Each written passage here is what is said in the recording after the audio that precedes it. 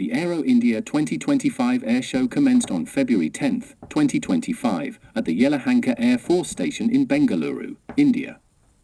This biennial event, recognized as Asia's largest aerospace and defense exhibition, is scheduled to run until February 14, 2025.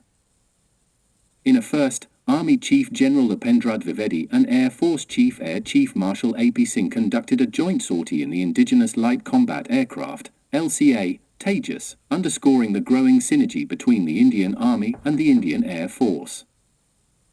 The event features over 900 exhibitors, including 150 foreign companies, marking it as the largest edition to date. Notably, both the Russian Su-57 and the American F-35 Lightning II fifth-generation stealth fighter jets are showcased, providing a rare side-by-side comparison of Eastern and Western advanced fighter technology. Indigenous advancements. India unveiled a full-scale model of its Advanced Medium Combat Aircraft, AMCA, highlighting the nation's progress in developing indigenous fifth-generation fighter capabilities.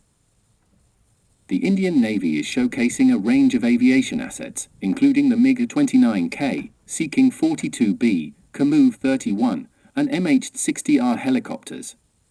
A scaled model of the future twin-engine deck-based fighter, TEDBF, is also on display, emphasizing advancements in naval aviation. In response to concerns over delays in delivering warplanes, Hindustan Aeronautics Limited, HAL, has committed to expediting production. The delays were attributed to supply chain issues, particularly the procurement of engines from General Electric, GE. HAL's chairman, D.K. Sunil, assured that production lines have stabilized and that the company aims to deliver between 16 to 24 aircraft in the upcoming fiscal year. Hindustan Aeronautics Limited, HAL, has committed to expediting the production and delivery of its aircraft, particularly the Light Combat Aircraft, LCA, Tejas Mk-1A, in response to delays and the pressing needs of the Indian Air Force, IAF. The IAF currently operates 31 fighter squadrons, below its sanctioned strength of 42, amid heightened tensions with neighboring countries. HAL has addressed previous supply chain disruptions, especially those related to the procurement of jet engines from General Electric, GE. With these issues being resolved, HAL anticipates delivering between 16 to 24 Tejas aircraft in the upcoming fiscal year starting April 2025. To meet increasing demand, HAL has expanded its production capabilities. The company aims to boost its fighter jet production to 24 aircraft per year by 2026, ensuring faster deliveries to the IAF. HAL has secured orders worth 55,000 Indian rupees crore in the first 9 months of the current fiscal year and expects to finalize additional orders worth 1.2 Indian rupees lakh crore in the next 5 to 6 months. This would bring HAL's total order book to 2.2 Indian rupees lakh crore, which it plans to execute by 2030. These measures underscore HAL's commitment to strengthening India's defense capabilities by accelerating the production and delivery of indigenous fighter jets. Hindustan Aeronautics Limited, HAL, and Russia's aerospace industry have a long-standing collaborative relationship, with HAL manufacturing several Russian-origin aircraft under license, such as the Su-30 However, comparing HAL directly to the entire Russian aerospace sector is challenging due to differences in scale, scope, and resources. Russia's aerospace industry encompasses multiple organizations involved in a wide range of activities, including the development of advanced fighter jets like the Su-57. HAL, while a major player in India's aerospace sector, primarily focuses on manufacturing, assembly, and some aspects of design and development, often in collaboration with international partners. HAL has been instrumental in advancing India's indigenous aerospace capabilities, contributing to projects like the Light Combat Aircraft, LCA, Tejas. In contrast, Russia has a more extensive history of developing a wide array of military and civilian aircraft independently. Russia has developed advanced technologies, such as the Su-57 stealth fighter.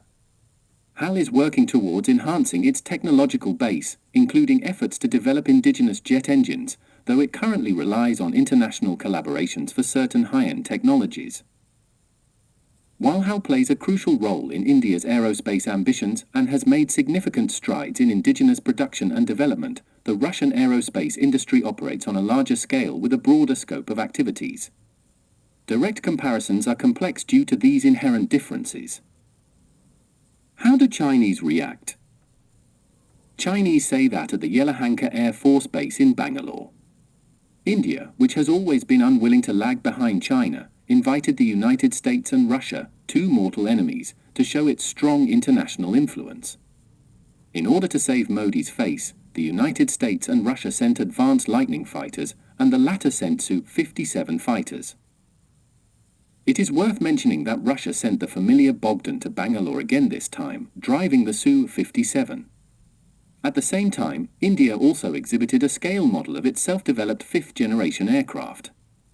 At first glance, this Indian air show can gather three fifth-generation aircraft at the same time, and the scale is comparable to the 2024 Zhuhai Air Show. However, a closer look shows that the taste of face engineering is too strong. Among the three fifth-generation aircraft at the Zhuhai Air Show, two are models that are mass-produced and in service in China, while India only has one model, which has been exhibited to the public, becoming a funny scene ridiculed by netizens. In addition, the dojo of the Lightning fighter and the Su-57 is not a simple show of support, but a promotion of its own advanced weapons to India. It is talking about jointly producing Su-57 with India. It is worth noting that the so-called joint production by Russia includes providing finished products to India, Indian production, and assisting in the development of similar aircraft. In other words, Bogdan flew Su-57 to India in order to win India's huge military arms market in one fell swoop.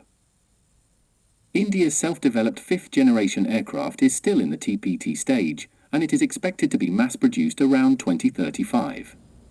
China, which is regarded as a competitor by New Delhi, not only has two fifth-generation aircraft in service, but also has made the first flight of two sixth-generation aircraft. If New Delhi continues to go along the straight road, it will be left far behind by China. In order to make up for this gap, India may change its thinking and ask the United States or Russia to buy fifth-generation aircraft. But India has not yet made a final decision. Is it better to buy Lightning fighters from the United States or choose Su-57?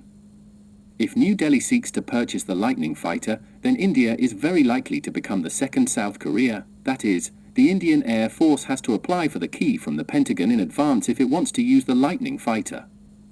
This is difficult for India, which claims to be a global power, to accept, so let's make a bold guess. India may eventually cling to Russia and choose the Su-57. In addition to the above reasons, as mentioned earlier, the conditions offered by Russia are very favorable, and Modi cannot help but be tempted.